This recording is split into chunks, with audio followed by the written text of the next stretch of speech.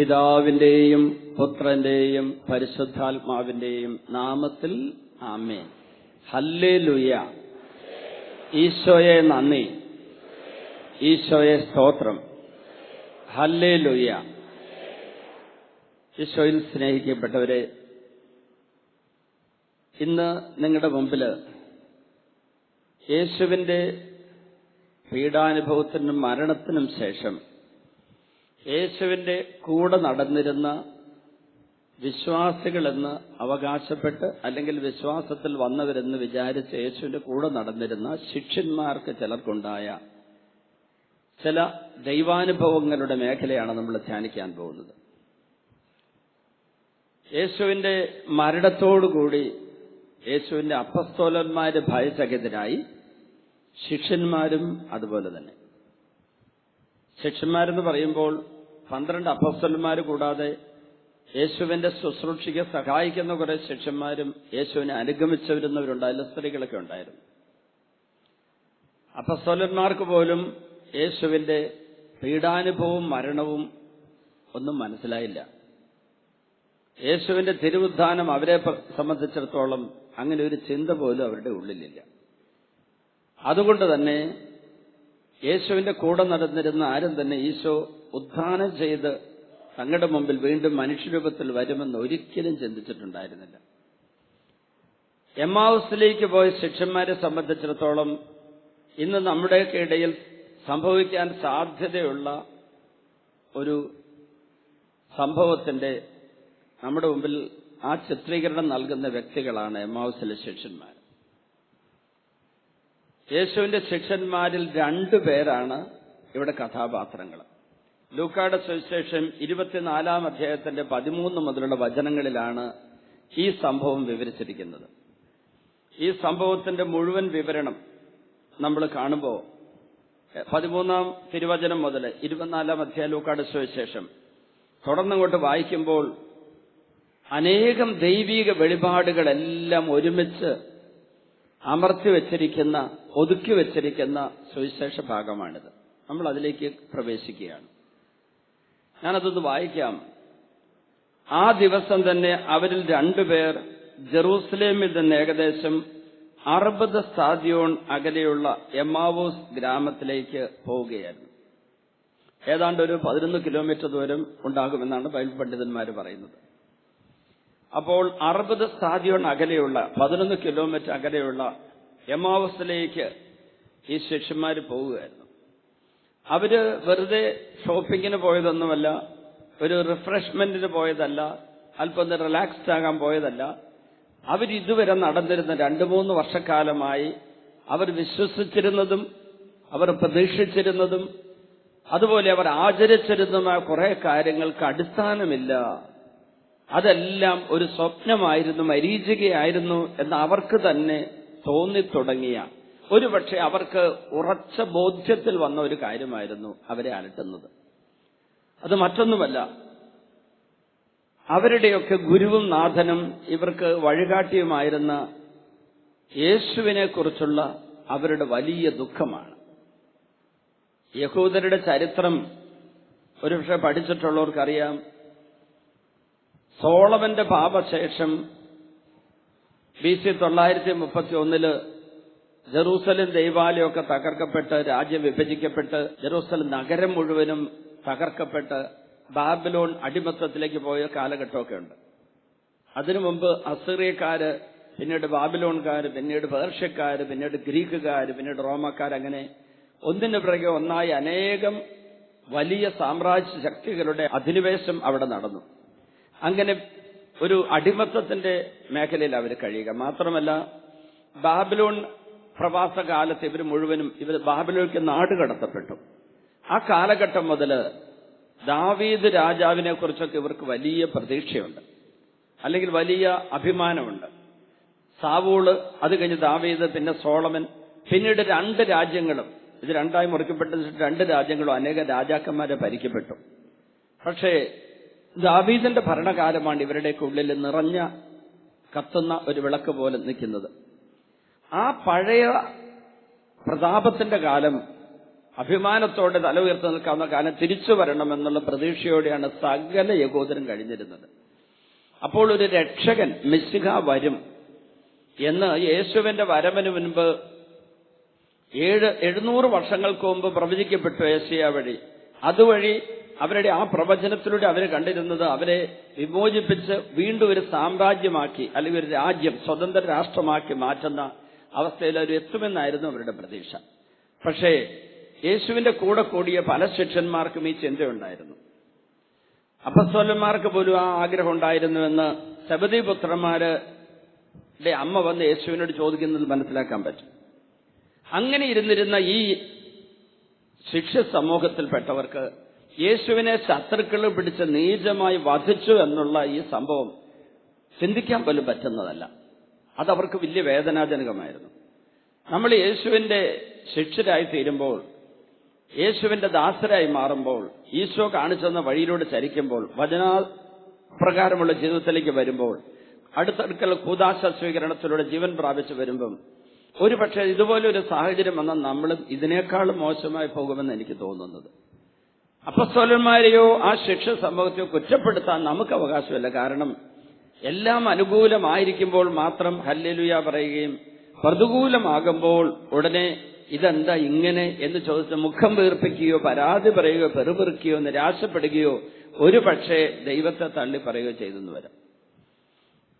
ഞാൻ ഓർക്കുകയാണ്, ദുഃഖത്തിന്റെ പാനപാത്രം കർത്താവിന്റെ കയ്യിൽ തന്നാൽ സന്തോഷത്തോടെ അത് വാങ്ങി ഹല്ലേലൂയ പാടി ഞാൻ കൊച്ചുകുഞ്ഞു ഉപദേശിച്ച് പാടിയത് ഒരു പക്ഷേ ഈ സുവിശേഷത്തിന്റെ ഏറ്റവും മനോഹരമായ ഒരു സന്ദേശമാണ്. അങ്ങനെ ഒരു അവസ്ഥയിലേക്ക് നമ്മൾ വളരുമ്പോഴാണ് യഥാർത്ഥ ക്രൈസ്തവരാവുക. അത് ഞാനൊരു സംഭവം പറയുകയാണ്. യേശുവിലേക്ക് വിശ്വാസത്തിലേക്ക് വന്ന് 12 വർഷം സന്തോഷമായി ജീവിച്ചൊരു സഹോദരി. അവർക്ക് 10 വർഷം കുഞ്ഞുങ്ങളില്ലായിരുന്നു. ഇനി കുഞ്ഞുങ്ങളുണ്ടാകാൻ സാധ്യതയില്ല എന്ന് ഡോക്ടർ പറഞ്ഞു. കാരണം ഈ സ്ത്രീക്ക് ഓവുലേഷൻ ഇല്ല. അതായത് കുഞ്ഞിനെ ജനിപ്പിക്കാൻ ആവശ്യമായ ആരോഗ്യമുള്ള അണ്ഡം ശരീരത്തിൽ ഉൽപ്പാദിപ്പിക്കപ്പെടുന്നില്ലാത്തൊരവസ്ഥ വന്നു. അപ്പൊ ഡോക്ടർമാര് പറഞ്ഞത് ഇനി വേറെ മാർഗമൊന്നുമില്ല, IVF പോലും പറ്റില്ല, അതുകൊണ്ട് നിങ്ങൾക്ക് സാധിക്കുമെങ്കിൽ ദത്തെടുത്ത് വളർത്ത് എന്നൊരു ഉപദേശം കൊടുത്തു. അങ്ങനെ അവർ വിശ്വാസത്തോടെ പ്രാർത്ഥിച്ചുകൊണ്ടിരിക്കെ ഈ സ്ത്രീക്ക് വീണ്ടും എല്ലാ സ്വാഭാവികമായ അനുഭവങ്ങളും ഉണ്ടായി തുടങ്ങി. ഓവുലേഷനൊക്കെ വന്നു തുടങ്ങി. അവൾക്ക് കുഞ്ഞുണ്ടായി. ആ കൊച്ച് 10 വയസ്സ് വരെ ജീവിച്ചു. മിടുക്കിയായിരുന്നു, കണ്ണിലുണ്ണിയായിരുന്നു. ഈ ഒരു കുഞ്ഞിന്റെ രക്ഷയ്ക്ക് വേണ്ടി അവൾ ജോലി പോലും രാജിവെച്ചു. അധ്യാപികയായ ആ സഹോദരി അതുപോലെ രാജിവെച്ചു. ഒരു വേള ഈ കുഞ്ഞ് പെട്ടെന്ന് രോഗബാധിതയായി പനി പിടിച്ചു. മെനഞ്ചൈറ്റിസ് ആണെന്ന് കണ്ടു. ഈ കുഞ്ഞിന് ഇനി മുന്നോട്ട് പോകാനാവില്ലാത്തൊരു സാഹചര്യം വന്നപ്പോഴേക്ക് എന്റെ അടുക്കലേക്ക് ഓടി വന്ന ആശുപത്രിയിൽ നിന്ന്, നമുക്കറിയാം മാനസികമായി തകർന്നൊരു സ്ത്രീയാണ്, അവർ ഓടി വന്ന് ശരിക്കും വസ്ത്രം പോലും ഒന്ന് മാറിയിട്ടല്ല വരുന്നത്. അത്രയും ദൂരെ നിന്ന് ടാക്സി എടുത്ത് ഓടി വന്നത് വീട്ടുകാരുടെ ആരോടും പറയാതെയാ. ഭർത്താവ് അത്യാവശ്യം ഒന്ന് മരുന്ന് വാങ്ങാൻ വേണ്ടി, ജീവൻ രക്ഷാ മരുന്ന്, അത് അടുത്തില്ല, അത് വാങ്ങാൻ വേണ്ടി പുറത്തേക്ക് ഇറങ്ങിയ സമയത്ത് ആരോടും പറയാതെ ഒരു ടാക്സി എടുത്ത് അവര് ഓടി ഇവിടെ വന്നിരിക്കുന്നു. ഇവിടെ വന്നിട്ട് ആ സ്ത്രീ എന്റെ അടുത്ത് കാര്യങ്ങളൊക്കെ പറഞ്ഞു. എന്നിട്ട് അവസാനമായി പറഞ്ഞ വാചകം ഇതാണ്: എന്റെ കൊച്ചിന്റെ ജീവൻ പോവുകയാണെങ്കിൽ പിന്നെ എനിക്ക് കർത്താവില്ല, എനിക്ക് ഈശോയില്ല, ഞാൻ ആ യേശുവിൽ വിശ്വസിക്കില്ല എന്ന് പറഞ്ഞു. വേദനയുടെ പാരമ്പര്യത്തിൽ ചിലപ്പോൾ ഇങ്ങനെയൊക്കെയുള്ള ശിശു സഹജമായ അല്ലെ കൊച്ചുകുട്ടികളുടെ ബാല്യപ്രായത്തിലുള്ള കുട്ടികളുടെ സ്വഭാവം വെച്ചിട്ട് ചില മുതിർന്നവരും സംസാരിക്കും. ശരിക്കുള്ള അടിയുറച്ച വിശ്വാസമോ വെറും വൈകാരികമല്ലാത്ത അടിയുറച്ച വിശ്വാസമുള്ളവരും അങ്ങനെ പറയില്ലെങ്കിൽ ഈ സ്ത്രീ അങ്ങനെ പറഞ്ഞു. അത് കേട്ടിട്ട് ദൈവദൂഷണം പറഞ്ഞെന്നോ ദൈവത്തെ തള്ളി പറഞ്ഞെന്നോ ഞാൻ ചിന്തിച്ചില്ല. വേദനയുടെ പാരമ്പര്യത്തിൽ ഒരു സ്ത്രീ പറഞ്ഞതായിട്ട് ഞാൻ ചിന്തിച്ചുള്ളൂ. ഈശോ കുരിശിൽ കിടന്നുകൊണ്ട് എന്റെ പിതാവേ എന്തുകൊണ്ട് നീ എന്നെ ഉപേക്ഷിച്ചു എന്ന് ചോദിക്കുന്ന ചോദ്യം, ആ ഒരു ചോദ്യം യേശു പോലും അങ്ങനെ നിരാശയിലേക്കും വേദനയിലേക്കും വീണുപോയെന്ന് വ്യാഖ്യാനിക്കുന്നവരുണ്ട്. അതങ്ങനെ പറയുന്നത് ശരിയല്ല. കാരണം ഈശോ വേദനയുടെ പാരമ്പര്യത്തിൽ ഏതൊരു യഹൂദനും പാടേണ്ട ഒരു സങ്കീർത്തനം അടക്കം എന്ന് പാടിയതാണ്. അതുകൊണ്ട് അതിനെ അങ്ങനെ വ്യാഖ്യാനിക്കുന്നത് ശരിയല്ല. ഈ സഹോദരിയുടെ ദുഃഖവും വിലാപവും ഈ പറച്ചിലും ഞാൻ ആ അർത്ഥത്തിലെടുത്തു. അതായത് വേദനയുടെ പാരമ്പര്യത്തെ പറയുന്നത്. ഞാൻ പറഞ്ഞു, നമുക്ക് രണ്ടുപേർക്ക് ഇവിടെ നിന്ന് കുറച്ചു നേരം പ്രാർത്ഥിക്കാം. അങ്ങനെ ഞാൻ ഈ സഹോദരിയെ അവിടെ ഒരു കസേരയെ പിടിച്ചിരുത്തി ഞാനും അടുത്തിരുന്ന് ഈ കുഞ്ഞിന് വേണ്ടി പ്രാർത്ഥിക്കാൻ തുടങ്ങി. കുഞ്ഞിനെ സമർപ്പിച്ച് പ്രാർത്ഥിച്ച് ഒരു 10 മിനിറ്റ് കഴിഞ്ഞപ്പോഴേക്ക് ഈ സഹോദരി പെട്ടെന്ന് എന്റെ മുമ്പിൽ മുട്ടുകുത്തിയിട്ട് എന്റെ കയ്യിലിരുന്നിരുന്ന് കുരിശങ്ങ് വാങ്ങി ചുംബിച്ചുകൊണ്ട് I am sorry Jesus, I am sorry, ഞാൻ നിന്നെ വേദനിപ്പിച്ചു, ഞാൻ നിന്നെ തള്ളി പറഞ്ഞിട്ട് കരയാൻ തുടങ്ങി. ഈ കുഞ്ഞിന്റെ രോഗം മാറിയെന്നൊരു ഉറപ്പ് കിട്ടിയിട്ടില്ല, കുഞ്ഞിനെ തിരിച്ചു കിട്ടുമെന്ന് ഉറപ്പ് കിട്ടിയിട്ടില്ല. പക്ഷേ അവൾ വലിച്ചെറിഞ്ഞ യേശുവിനെ അവൾ വീണ്ടും തിരിച്ച് സ്വീകരിച്ച് കെട്ടിപ്പിടിക്കുക, ഉമ്മ കൊടുക്കുക. പ്രിയപ്പെട്ടവരെ, ഇങ്ങനെയുള്ള ചില ബലഹീന നിമിഷങ്ങൾ നമ്മുടെ ജീവിതത്തിലും വരാം. ഈ എമ്മാവുസിലേക്ക് പോയ ശിഷ്യന്മാരുടെ ആ യാത്രയും അവരുടെ വേദനകളൊക്കെ ഒന്ന് വായിച്ച് ധ്യാനിക്കുന്നത് നമ്മുടെ ബലഹീന നിമിഷങ്ങൾ എങ്ങനെ നമ്മൾ നേരിടണമെന്ന് പഠിക്കുവാൻ സഹായിക്കും. ഞാൻ അതിലേക്ക് പോവുക. അന്ന് ആ സ്ത്രീ ഇവിടെ വെച്ച പ്രാർത്ഥനയും കഴിഞ്ഞിട്ട് ഞാൻ പറഞ്ഞത്, നിങ്ങൾ ഈ കുഞ്ഞിനെ എടുത്തുകൊണ്ട് ഡോക്ടർമാരതൊക്കെ പറഞ്ഞാലും വൈദ്യന്മാരുടെ വൈദ്യനായ കർത്താവിന്റെ സന്നിധി നിങ്ങൾ രണ്ടുപേരും കൂടെ വരണം. ഈ കുഞ്ഞിനെ ഡിസ്ചാർജ് ചെയ്ത് കഴിയുമ്പോൾ ഇവിടെ കൊണ്ടുവരണം. കുഞ്ഞ് അപകടതല തരണം ചെയ്തു, ജീവൻ രക്ഷാമരുന്ന് കൊടുക്കുകയും ചെയ്തു. ഏതായിരുന്നാലും ആ വീട്ടുകാർ വലിയ ഷോക്കിലായി. അവര് പോലീസിനെ പോലും അറിയിച്ച സ്ത്രീയെ കാണുന്നില്ലെന്നും പറഞ്ഞു. ടാക്സിയായിട്ട് തിരിച്ചു വന്നപ്പോഴേക്ക് അവരൊക്കെ ടാക്സിക്കാരനെ കുറെ വഴക്ക് പറഞ്ഞു. അയാൾ ഉത്തരവാദിയൊന്നും ആയിരുന്നില്ല. പക്ഷേ ഭർത്താവ് എന്നെ അവിടെ നിന്ന് വിളിച്ചു പറഞ്ഞു. പിന്നെ അവൾ തിരിച്ചു വന്നല്ലോ, ഒത്തിരി സന്തോഷമുണ്ട്, അച്ഛൻ തിരിച്ചെന്നെ രക്ഷിച്ചെടുത്തല്ലോ എന്നൊക്കെ പറഞ്ഞു. ഒരു 9 ദിവസം കഴിഞ്ഞപ്പോഴേക്ക് കുഞ്ഞിന് മാറ്റം വന്നു തുടങ്ങി. ഡോക്ടർമാർക്ക് പ്രത്യാശയായി. ഇപ്പൊ കുഞ്ഞ് ജീവിച്ചിരിപ്പുണ്ട്, വേറെ ആരോഗ്യ പ്രശ്നമൊന്നുമില്ല. ഒരു 3 വർഷമായി. ഞാൻ പറഞ്ഞു വരുന്നത്, ഇതുപോലുള്ള സഹനാനുഭവങ്ങൾ വരുമ്പോൾ നമ്മൾ ചില നിമിഷത്തിൽ, എന്റെ ജീവിതത്തിൽ ഇതുവരെ ഇങ്ങനെ തള്ളി പറയേണ്ട ഒരു അനുഭവം ഉണ്ടായിട്ടില്ല. പക്ഷെ ആർക്കും പറയാൻ പറ്റില്ല, ഞാൻ അങ്ങനെയൊന്നും പറയില്ല. കാരണം നമ്മുടെ മാനുഷിക ബലഹീനത അങ്ങനെയാണ്, നമ്മുടെ പ്രകൃതി അങ്ങനെയാണ്. ബലഹീനതയുള്ള ഒരു പ്രകൃതിയാണ് നമ്മുടേത്. നമ്മൾക്ക് ഈ ശാരീരികവും ഭൗതികവും ലൗകികവുമായ, നമുക്ക് ദൃഷ്ടിഗോചരമായ, കണ്ണിൽപ്പെടുന്ന, ശാരീരികമായി അനുഭവിക്കാൻ പറ്റുന്ന, നമുക്ക് ഇന്നത്തെ ജീവിതത്തിന് അനിവാര്യമെന്ന് തോന്നുന്ന കാര്യങ്ങൾ നഷ്ടപ്പെടുമ്പോൾ, അത് ഏറ്റവും ഇഷ്ടപ്പെട്ടതോ അത് ഒഴിച്ചുകൂടാനാവാത്തോ ആണെങ്കിൽ നമ്മൾ എല്ലാറ്റിന്റെ ഉടയവനെ ആ സമയത്ത് ചിലപ്പോൾ മറന്നുപോകും. അവിടെയാണ് ഇങ്ങനെയുള്ളതൊക്കെ നമ്മുടെ ഉള്ളിൽ വിഗ്രഹമായി കയറുന്നത്. നമ്മുടെ ഉള്ളിൽ ഇതൊക്കെ വിഗ്രഹമായി കയറിയാൽ മാത്രമേ നമുക്ക് ദൈവത്തെ തള്ളി പറയാൻ പറ്റുള്ളൂ. അല്ലെങ്കിൽ ഇതെല്ലാം പോയാലും ദൈവം കൂടെയുണ്ടല്ലോ എന്ന് ഒരു ചിന്തയിൽ നമ്മൾ ഹല്ലേലൂയ പറയും. ഏതായിരുന്നാലും ഞാൻ എമ്മാവൂസ് ശിഷ്യന്മാരുടെ അടുത്തേക്ക് പോവുക. ഈ സംഭവങ്ങളെക്കുറിച്ചെല്ലാം അവർ സംസാരിച്ചു കൊണ്ടിരുന്നു. ഏത് സംഭവം? യേശു അവരുടെ കൂടെ ജീവിച്ച കാലഘട്ടം, അവൻ പ്രവാചകനാണ്, രക്ഷകനാണെന്ന് അവർ ചിന്തിച്ച കാലഘട്ടം, യേശുവിനെ കുറിച്ചുള്ള നല്ല കാര്യങ്ങളും അവസാനമായി സംഭവിച്ച ദുരന്ത കഥകളും അവർ വിവരിച്ചുകൊണ്ടിരുന്നു. ഇത് നമ്മുടെ ജീവിതത്തിലുണ്ടാകും. നമ്മുടെ ജീവിതത്തിലുണ്ടായ സംഭവങ്ങളെ നമ്മൾ അവലോകനം ചെയ്യുമ്പോൾ, അതിനെ നമ്മൾ ഇവാലുവേറ്റ് ചെയ്യുമ്പോൾ, അത് സംസാര വിഷയമാക്കുമ്പോൾ അത് തെറ്റുണ്ടോ? ഉദാഹരണത്തിന്, ഞാൻ ഇന്നലെ ഒരാളെ കണ്ടപ്പോൾ, ഇപ്പോൾ പത്രത്തിലും മാധ്യമങ്ങളൊക്കെ വന്നുകൊണ്ടിരിക്കുന്ന ഒരു വൈദികന്റെ വീഴ്ചയെക്കുറിച്ചുള്ള ചർച്ച അവർ നടത്തിക്കൊണ്ടിരിക്കുകയാണ്. അപ്പോ എന്നെ കണ്ടുകൊണ്ട് പെട്ടെന്ന് ഒരു വിഷയം മാറ്റി, ചർച്ച മാറ്റി, ഒന്നും മിണ്ടാത്ത രീതിയിൽ ഇങ്ങനെ നിൽക്കുക. അപ്പൊ ഞാൻ ചോദിച്ചു, നിങ്ങൾ എന്തിനെ കുറിച്ചാണ് പറഞ്ഞുകൊണ്ടിരുന്നത്?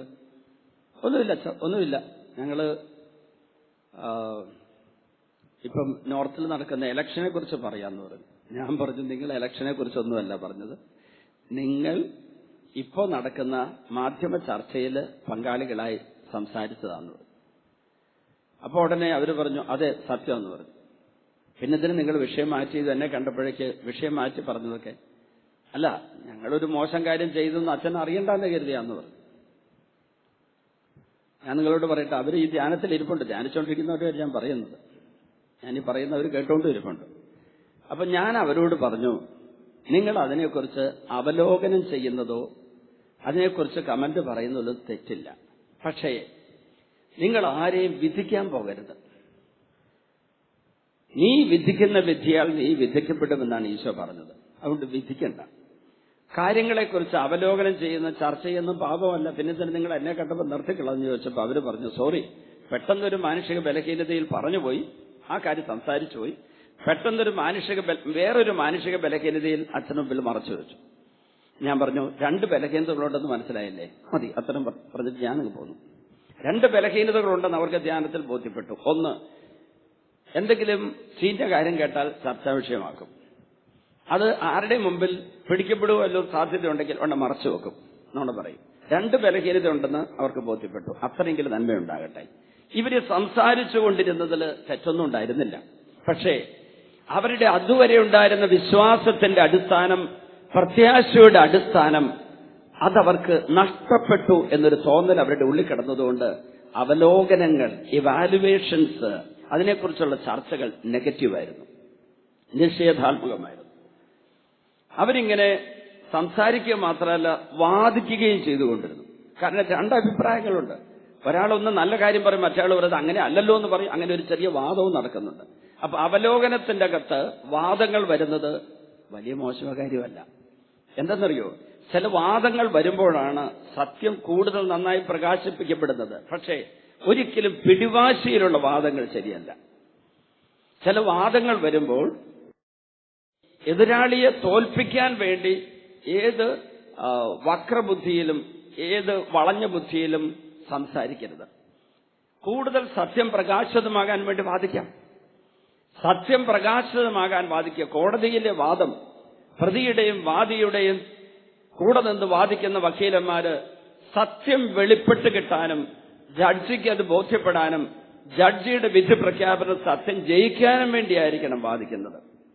പ്രിയപ്പെട്ടവരെ, ഒരു കത്തോലിക്ക സഹോദരൻ അഡ്വക്കേറ്റ്, അദ്ദേഹത്തിന്റെ ഭാര്യ കുറ്റബോധമുള്ളവളാണ്. കാരണം ഭർത്താവ് നുണ പറഞ്ഞ് പണം ഉണ്ടാക്കുന്നയാളാണെന്നുള്ളതാണ് പറഞ്ഞത്. വക്കീൽ പണി നുണ പറഞ്ഞ് കാശുണ്ടാക്കുന്ന പരിപാടിയാണ്. ഈ സ്ത്രീയുടെ തലയിൽ ആരും അങ്ങനെ വേഷം കയറ്റി കൊടുത്തു. അത് ഇവിടെ കോളേജ് പഠിച്ചിരുന്ന കാലത്ത് കൂടെ ഉണ്ടായിരുന്ന ഒരു കൂട്ടുകാരൻ വൈദികനായി.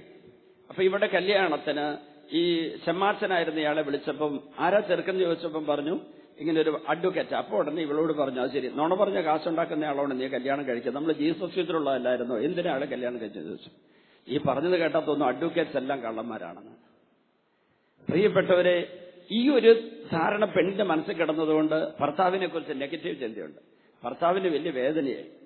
അപ്പൊ ഭർത്താവും ഭാര്യയും കൂടെ എന്നെ കണ്ടൊരിക്കൽ സംസാരിച്ചു, ഞാൻ എന്ത് ചെയ്യണം, ഈ അഡ്വക്കേറ്റ് എന്നുള്ള ഈ വക്കീൽ പണി എത്ര മോശമാണ്. ഞാൻ പറഞ്ഞു, അല്ല, നമുക്ക് ബോധ്യമുണ്ടെന്ന് കരുതുക, ഇതിങ്ങനെയാണ്, ഈ വ്യക്തിയാണ് ഇയാളെ കൊല ചെയ്തത്, അല്ലെങ്കിൽ ഈ തെറ്റ് ഇയാൾ ചെയ്തതാണ് എങ്കിൽ ആ തെറ്റുകാരനല്ലെന്ന് തെളിയിക്കാൻ വേണ്ടി വാദിക്കാനും ന്യായീകരിക്കാനും നമ്മൾ പോകരുത്. ഒരിക്കൽ കൂടി ഞാൻ പറയാം, നിങ്ങൾ പ്രതിയായിരിക്കുന്ന ഒരാളെ രക്ഷപ്പെടുത്താൻ വേണ്ടി അയാൾക്ക് നാട്ടുനടപ്പനുസരിച്ച് രാജ്യത്തിന്റെ നിയമം അനുസരിച്ചുള്ള ഇന്ത്യൻ പീനൽ കോഡ് അനുസരിച്ചുള്ള ജുഡീഷ്യൽ സിസ്റ്റത്തിലുള്ള ഒരു ശിക്ഷണം കൊടുക്കുന്നതിന്റെ ഭാഗമായ ശിക്ഷ കൊടുക്കാൻ, മരണശിക്ഷയല്ല ഞാൻ പറഞ്ഞത്, മരണശിക്ഷയ്ക്ക് ഞാൻ ഒരിക്കലും അനുകൂലമല്ല. അതിനെക്കുറിച്ച് എന്റെ വ്യക്തിപരമായ അഭിപ്രായം പറയുകയാണ്. അങ്ങനെ ഒരാൾ കുറ്റവാളിയാണെങ്കിൽ അയാളെ മരണം വരെ ഇരുട്ടറയിലോ ഒരു സെല്ലിലോ അടച്ചിട്ടേക്കുക, അയാളെ കൊല്ലാൻ പാടില്ല. കാരണം ജീവദാതാവായ ദൈവത്തിനൊത്ത ജീവനെടുക്കാൻ അനുവാദമുള്ളൂ. അതുകൊണ്ട് വധശിക്ഷയ്ക്ക് ഞാൻ അനുകൂലമല്ല. അങ്ങനെ ഒരു നിയമം കിടപ്പുണ്ട്. അപൂർവങ്ങളായ കേസുകളിൽ വധശിക്ഷ കൊടുക്കും. പക്ഷെ കൊടുക്കുന്ന ജഡ്ജസിന് പോലും പിന്നീട് കുറ്റബോധം ഉണ്ടാകുന്നതായിട്ട് ചിലരൊക്കെ പറഞ്ഞിട്ടുണ്ട്. എനിക്ക് നേരിട്ട് തെളിവില്ല, ചിലർക്ക് പറഞ്ഞു അങ്ങനെ കൊടുത്ത ജഡ്ജസിന് പോലും പിന്നീട് മരണത്തോട് അടുക്കുമ്പോഴും കുറച്ച് പ്രായമാകുമ്പോഴും ഒരു കുറ്റബോധമൊക്കെ വന്ന് കയറുന്നുണ്ട്. അതൊരിക്കലും വേണ്ട എന്നാണ് എന്റെ വ്യക്തിഗത അഭിപ്രായം. പക്ഷെ അഡ്വക്കേറ്റ് സത്യത്തിന് വേണ്ടി വാദിക്കണം. അതുകൊണ്ട് സത്യം പ്രകാശിതമാകാനും സത്യം സ്ഥാപിക്കപ്പെടാനും സത്യം പ്രഖ്യാപിക്കപ്പെടാൻ ഇടവരാൻ വേണ്ടി അഡ്വക്കേറ്റ്സ് കോടതിയിൽ വാദിക്കുക തന്നെ വേണം, അതിനുവേണ്ടി പ്രാക്ടീസ് ചെയ്യണം. പക്ഷേ നുണയെ സത്യമായും സത്യത്തെ നുണയായും അവതരിപ്പിക്കാൻ വേണ്ടി കള്ളസാക്ഷ്യങ്ങൾ, കള്ളത്തെളിവുകൾ കൊണ്ടുവരാൻ പാടില്ല. ഞാൻ അഡ്വക്കേറ്റിനോട് പറഞ്ഞു, ഏതെങ്കിലും ഒരു കേസിലെങ്കിലും കള്ളസാക്ഷികളെ ഹാജരാക്കിയിട്ടുണ്ടോ, അല്ലെങ്കിൽ കള്ളത്തെളിവുകൾ കൊണ്ടുവന്നിട്ടുണ്ടോ, ഊഹാപോഹങ്ങളുടെ അടിസ്ഥാനത്തിൽ ഏതെങ്കിലും കള്ളത്തെളിവുകൾ ഉണ്ടാക്കി കൊണ്ടുവന്നിട്ടുണ്ടോ? അദ്ദേഹം കുറച്ചേരിങ്ങനെ മിണ്ടാതിരുത്ത് പറഞ്ഞു, എന്റെ ഭാര്യ എന്നെ കുറ്റപ്പെടുത്തിയത് അവൾ തെറ്റുകാരിയാണ്, ഞാൻ നീതിമാനാണെന്നാണ് ഇതുവരെ കരുതിയിരുന്നത്. പക്ഷെ അച്ഛനിപ്പം പറഞ്ഞപ്പോൾ എനിക്ക് മനസ്സിലായി, എന്റെ ഈ 20 വർഷത്തെ വക്കീൽ ജോലിക്കിടയ്ക്ക് ചുരുങ്ങിയത് ഒരു 100 കേസിലെങ്കിലും ഈ പറഞ്ഞതുപോലെ ചെയ്തിട്ടുണ്ട്. ഞാൻ പറഞ്ഞത് തെറ്റാ. അപ്പോൾ അങ്ങനെയുള്ള ഒരു കേസ് എടുക്കാൻ പോകരുത്. എന്നാൽ വേറൊരു വക്കീൽ എന്നോടൊരു കാര്യം പറഞ്ഞു, അച്ഛാ, ഇയാള് പ്രതിയാണെന്ന് എനിക്കറിയാം, പ്രതിയായിരിക്കുന്ന ഇയാള് ശിക്ഷിക്കപ്പെടണമെന്ന് എനിക്ക് ഉറപ്പുണ്ട്. ഞാനതുകൊണ്ട് ഇയാളെ കേസെടുത്തിട്ട് ഇയാൾ നിരപരാധിയാണെന്ന് തെളിയിക്കാനായിട്ടല്ല ഞാൻ ശ്രമിച്ചത്. ഇതിൽ കൊല ചെയ്യപ്പെട്ടവന്റെ വക്കീൽ ഇയാൾ കൊലപാതകയാണെന്ന് തെളിയിക്കുമ്പോൾ നുണ പറഞ്ഞ് തെളിയിക്കാതിരിക്കാനും ഒരിക്കലും അസത്യം സത്യമായി വരാതിരിക്കാനും വേണ്ടി ഞാൻ അതിനനുസരിച്ചാണ് കേസ് വാദിച്ചത്. അപ്പോൾ അയാൾ സത്യസന്ധമായി കേസ് വാദിച്ചു, സത്യത്തിന് വേണ്ടി നിലകൊണ്ടു. അതുകൊണ്ട് യേശുവാകുന്ന സത്യത്തെ ഉയർത്തിക്കാട്ടാനും പ്രകാശിപ്പിക്കാനും വേണ്ടി വക്കീൽ പണി ചെയ്യാം. ഒരിക്കലും നുണ സ്ഥാപിക്കാൻ വേണ്ടി, നുണ സത്യമായി സ്ഥാപിക്കാൻ വേണ്ടി ചെയ്യരുതെന്നാണ് ഞാൻ പറഞ്ഞത്. അതുകൊണ്ട് ഇവരുടെ വാദപ്രതിവാദങ്ങൾ തെറ്റില്ല. ഇവർ സംസാരിക്കുകയും വാദിക്കുകയും ചെയ്തുകൊണ്ടിരുന്നു. ആ വാദം ചിലപ്പോൾ നന്മ, സത്യം ഉള്ളത് വെളിപ്പെടാൻ വേണ്ടിയുള്ള ഒരു വഴിയായിരിക്കാം. അടുത്തത്, യേശുവും അടുത്തെത്തി അവരോടൊപ്പം യാത്ര ചെയ്തു. യേശുവിനെ കൂടിയാണ് നമ്മുടെ നിരാശ നിറഞ്ഞ ജീവിതയാത്രയെങ്കിൽ, ദുഃഖവും അപകർഷതയും ആത്മഹത്യാചിന്തയുമുള്ള യാത്രയെങ്കിൽ, യേശുവിനോട് കൂടെയാണ് ആ യാത്രയെങ്കിൽ, കുറച്ചു കഴിയുമ്പോൾ നിരാശ പ്രത്യാശയായും അവിശ്വാസം വിശ്വാസമായും ആത്മഹത്യാചിന്ത ജീവിക്കാനുള്ള ആഗ്രഹമായും മാറിക്കൊള്ളും. അപ്പൊ നിങ്ങൾക്ക് ആർക്കെങ്കിലും, അല്ലെ നമുക്ക്, എനിക്കോ നിങ്ങൾക്കോ മുന്നോട്ട് പോകാനാവാതെ വഴിമുട്ടി നിൽക്കുന്ന അവസ്ഥ, നമ്മുടെ ദിശ എവിടെയാണെന്ന് തിരിച്ചറിയാൻ പറ്റാത്തൊരവസ്ഥ വന്നാൽ ആ സമയത്ത് ഒരു കാര്യം ഉറപ്പാക്കണം, വഴി കണ്ടെത്തണം, യഥാർത്ഥ വഴി. ജെറമ്യ 6:16 ഒരു വചനമുണ്ടല്ലോ, വഴിക്കവലകളിൽ നിന്ന് ശ്രദ്ധിച്ചു നോക്കുക, പഴയ പാതകൾ തേടുക, നേരായ മാർഗം തേടിതൽ സഞ്ചരിക്കുക, അപ്പോൾ നിങ്ങൾ വിശ്രാന്തി അടയും. പഴയ പാതകൾ തേടണം, വഴിക്കവലകളിൽ നിന്ന് ശ്രദ്ധിച്ചു നോക്കണം. ജെറമ്യ 6:16 വഴിക്കവലകളിൽ നിന്ന് ശ്രദ്ധിച്ചു നോക്കുമ്പോൾ ഞാൻ എന്റെ പഴയ പാതകൾ തേടണം. എന്തിനെന്നറിയോ? ഈ നടന്നു വന്ന വഴികളിൽ എവിടെയെങ്കിലും എന്റെ കാലിടറി വഴി തെറ്റിയെങ്കിൽ എന്റെ മുന്നോട്ടുള്ള യാത്രയുടെ ദിശ തെറ്റും. മുന്നോട്ടുള്ള യാത്രയുടെ വഴി തെറ്റിയെന്ന് വരും. അപ്പോൾ നടന്നു വന്ന വഴികളൊന്ന് പരിശോധിക്കുന്നത് നല്ലതാണ്. അതിനാണ് ധ്യാനത്തിന് ആദ്യത്തെ 1.5 ദിവസം ഈ ആത്മശോധനയിലേക്ക് പോകുന്നത്. നമ്മൾ നടന്നു വന്ന വഴികൾ പരിശോധിച്ചാലാണ് നടക്കേണ്ട വഴികൾ തെളിഞ്ഞു കിട്ടുന്നത്. നടന്നു വന്ന വഴികളിലെ കുറവുകളും വീഴ്ചകളും തിരിച്ചറിഞ്ഞാൽ നടക്കേണ്ട വഴികളിൽ എങ്ങോട്ടാണോ, ഏത് ദിശയിലേക്ക് നീങ്ങണോ ആ വഴി വ്യക്തമായിട്ട് നമ്മുടെ മുമ്പിൽ തെളിഞ്ഞു വന്നോളൂ. പഴയ പാത തേടണം, എന്നിട്ട് വേണം നേരായ മാർഗം തേടിതൽ സഞ്ചരിക്കാൻ. അപ്പോൾ വിശ്രാന്തി അടയും. അവിടെയാണ് ഒരു കാര്യം ഓർക്കാനുള്ളത്. അങ്ങനെയാണെങ്കിൽ ഈ നേരായ മാർഗം, ഈശോ പറഞ്ഞു യോഹന്നാൻ 14:6 ഞാനാണ് മാർഗം. അപ്പൊ യേശു കൂടെയുണ്ടെങ്കിൽ നേരായ മാർഗം തെളിഞ്ഞു കിട്ടും. നമ്മുടെ കഴിഞ്ഞകാല ജീവിതത്തിൽ എവിടെയൊക്കെയോ തെറ്റായ മാർഗങ്ങളുള്ളത്, കുമാർഗം, തെറ്റായ മാർഗമോ അല്ലെ തിന്മയുള്ള മാർഗം ഉണ്ടായത്, അത് തിരിച്ചറിയണമെങ്കിൽ യേശു ആകുന്ന മാർഗത്തിലായിരിക്കണം നമ്മൾ, എങ്കിലും തിരിച്ചറിയാൻ പറ്റുള്ളൂ. യേശുവിലേക്ക് വന്നാലേ തിരിച്ചറിയാൻ പറ്റൂ. അടുത്തത്, യേശു അവരോടൊപ്പം അവരുടെ അടുത്തെത്തി അവരോടൊപ്പം യാത്ര ചെയ്തു. എന്നാൽ അവനെ തിരിച്ചറിയാൻ കഴിയാത്ത വിധം അവരുടെ കണ്ണുകൾ മൂടപ്പെട്ടിരുന്നു. ഹല്ലേലൂയാ. പ്രിയപ്പെട്ടവരെ, വളരെ മോശമായൊരു കാര്യം പറഞ്ഞിട്ട് ഞാൻ ഹല്ലേലൂയ പറഞ്ഞ എന്തിനെന്നറിയോ? നമുക്ക് അത്രയും വലിയൊരു സന്ദേശം ഇപ്പൊ വചനത്തിൽ എഴുതി വെച്ചിരിക്കുന്നത്. എന്തുകൊണ്ട് അവർക്ക് യേശുവിനെ തിരിച്ചറിയാൻ പറ്റിയില്ല?